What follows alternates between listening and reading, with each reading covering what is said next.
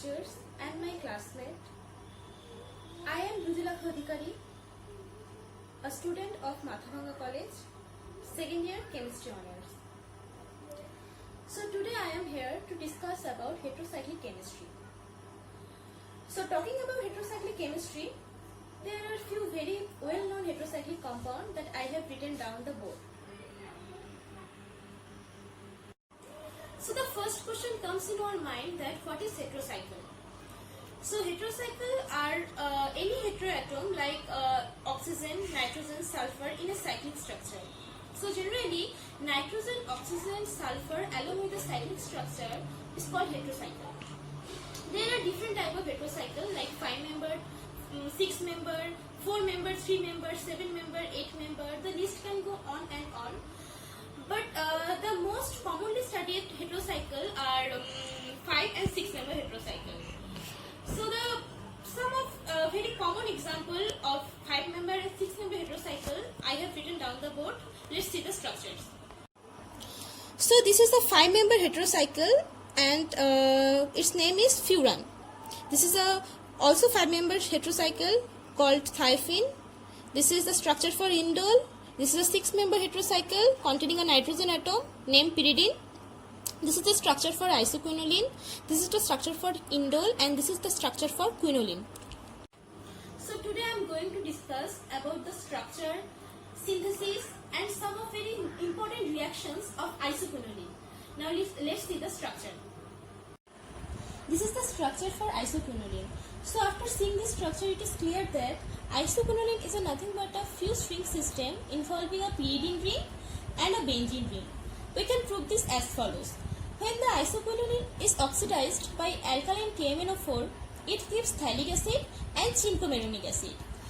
The formation of two side chain, that is this two side chain in benzene and pyridine ring, proves that isoquinoline is nothing but a fused ring system involving pyridine ring and benzene ring. This is the C1, this is 2 and this is C3 position of isoquinoline.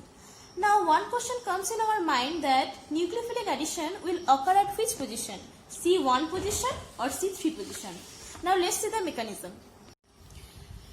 The intermediate anion for C1 attack gives two resonating structure. This resonating structure and this resonating structure, in which the aromaticity of the benzene ring is preserved and in one of them the negative charge is placed in electronegative nitrogen atom. On the other hand, the intermediate anion for C3 attack gives only one resonating structure, in which the aromaticity of the benzene ring is also preserved, but in this resonating structure, the negative charge is placed in less electronegative carbon atom. So therefore, intermediate anion for C1 attack is much more stable than the intermediate anion for C3 attack.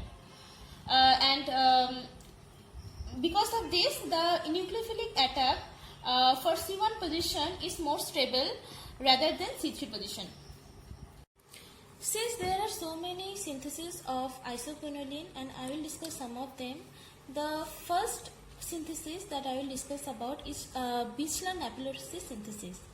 In this synthesis, a benzene ring is first treated with benzaldehyde along with hydrochloric acid and zinc chloride to form benzyl chloride. This benzyl chloride is then treated with potassium cyanide to form benzyl cyanide.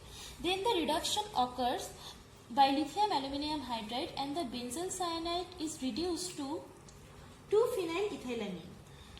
This 2-phenylethylamine is then treated with acetyl chloride to form this compound. When this compound is treated with phosphorus pentoxide, then the mechanism of the reaction involves the intramolecular electrophilic substitution of the aromatic ring and form this compound or this species. In this species, the positive charge is then neutralized by the elimination of the hydrogen atom, and the negative charge on the oxygen atom takes the eliminated hydrogen atom to form this compound. the hydroxyl group in this compound and the hydrogen attached with the nitrogen atom eliminates as water molecule to form this compound. Now we can see we have to oxidize this species to get the desired product. So we are going to use oxidizing agent, palladium charcoal and heat.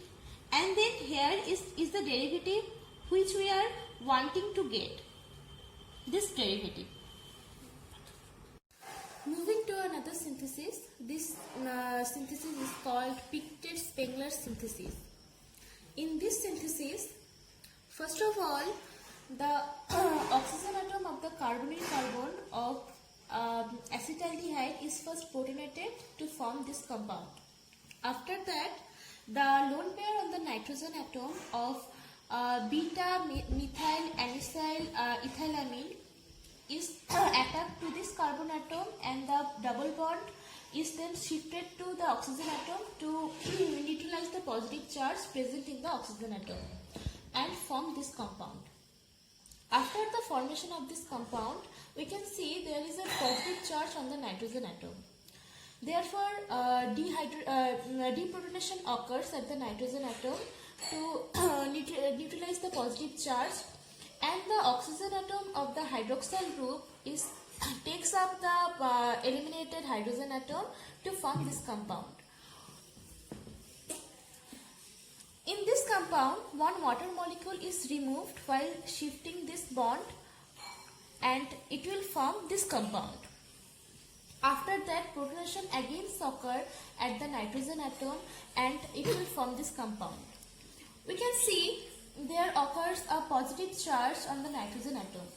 Therefore, the lone pair of the oxygen atom of the OMe group shifted towards this bond, and this bond gets shifted to this bond, and this bond is get shifted to this carbon atom. Therefore, this carbon atom bears a negative charge. This negative charge on the carbon atom is shifted towards this carbon atom, and this double bond, one of this double bond is shifted to nitrogen atom, towards the nitrogen atom, and the positive charge present on the nitrogen atom is get neutralized, and it will form this compound. After the formation of this compound, we can also see that the positive charge is now placed on the oxygen atom of the OMe group. Therefore, to neutralize the positive charge on the oxygen atom of the OMe group, this hydrogen atom gets eliminated, and therefore we will form this compound.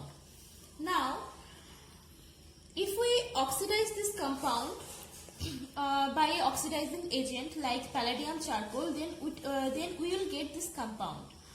But this is one of a isoquinoline derivative, but we can see the nitrogen atom is positively charged.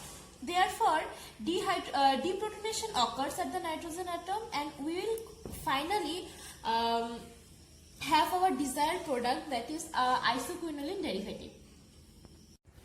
Now we will discuss some of the reaction of isoquinoline.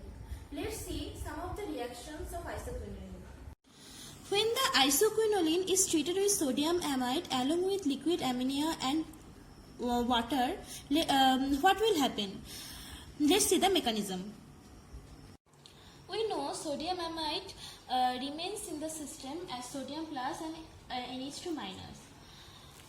There occurs a nucleophilic attack by NH2 minus in isoquinoline, and it will form this compound. The negative charge on the nitrogen atom will shift in this bond, and one hydrogen atom is eliminated as H minus. This hydrogen atom, eliminated hydrogen atom, and the sodium plus it combine together to form NaH. After that, after the formation of this compound, NaH will react in this with this compound and will form this compound. After that, this compound will react with H2O and will form this compound and one sodium hydroxide. When 1-methyl isoquinoline is treated with N-butyl lithium, The elemental lithium will attract one hydrogen atom from the methyl group and will form this compound. The negative charge on the CH2 group is then attacked in this carbonyl carbon and will form this compound. After that, it will react with H2O to form this compound. After the formation of this compound, the hydroxyl group from this carbon and one hydrogen atom from this carbon eliminated as H2O from this compound and will form this compound. Now let's move another reaction. In this reaction, isoquinoline is treated with a 3-member heterocycle containing an oxygen atom and acetic acid. What will be the product? We'll see in this mechanism. As you all know that acetic acid supplies H plus to the medium. The lone pair of the oxygen atom in this 3-member heterocycle will attract the H plus and will form this compound.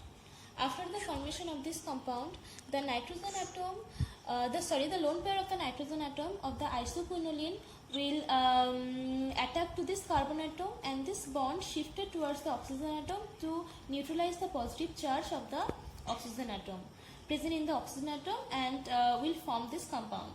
As you can see that there is a positive charge on the nitrogen atom. The lone pair of the oxygen atom of the hydroxyl group will give in this carbon, and this bond shifted towards the nitrogen atom to neutralize the positive charge present on the nitrogen atom and will form this compound.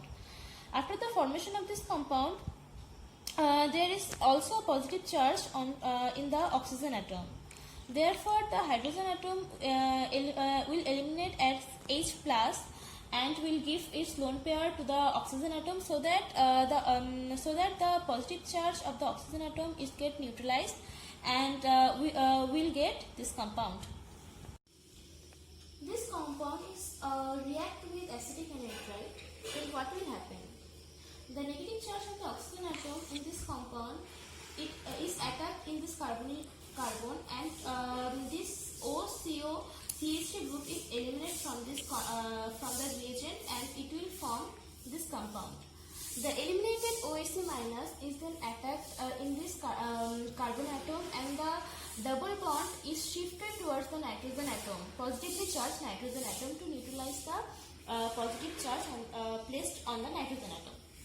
Therefore, we will have this compound. After that, this hydrogen atom will shift its bond towards this, and the OCO-CH2 group, which is attached with the nitrogen group, is then eliminated from this compound, and we will have our desired product, that is this compound. This is the short lecture that I have delivered on isoquinoline. Thank you.